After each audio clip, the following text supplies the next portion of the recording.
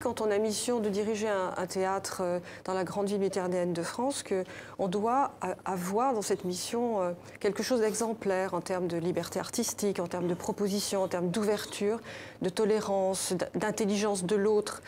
Et voilà, je pense qu'un théâtre doit être aujourd'hui le forum exemplaire de l'intelligence aussi. Est-ce que vous avez des projets dans ce sens pour encore plus marquer le coup dans votre théâtre ou... Écoutez, les choses se tissent, mais qui ne sont pas simples. Et je ne vais pas faire des grandes annonces, mais c'est vrai que petit à petit se tissent des liens. Mais je sais que de l'autre côté, c'est extrêmement compliqué, que même les artistes, par exemple en Tunisie, je suis en contact avec une troupe tunisienne où ils n'arrivent même plus à répéter. Pas seulement à jouer, mais à répéter.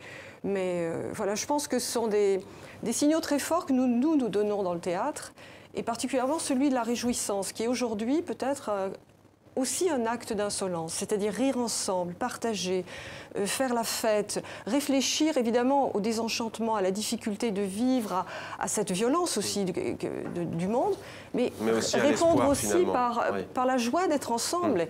Et évidemment, moi je tiens beaucoup dans ce théâtre à ce qu'il y ait le spectacle et le théâtre et ces pratiques-là, défendues par une troupe d'ailleurs tout à fait avec des gens d'origine très diverses, mais que ça se prolonge par une fête et aussi par une réflexion.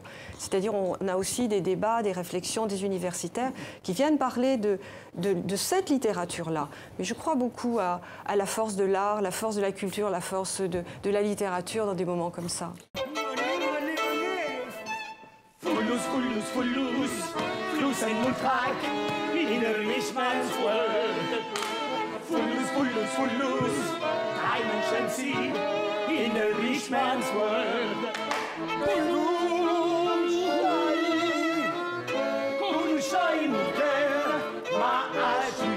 الفلوس in the rich man's world.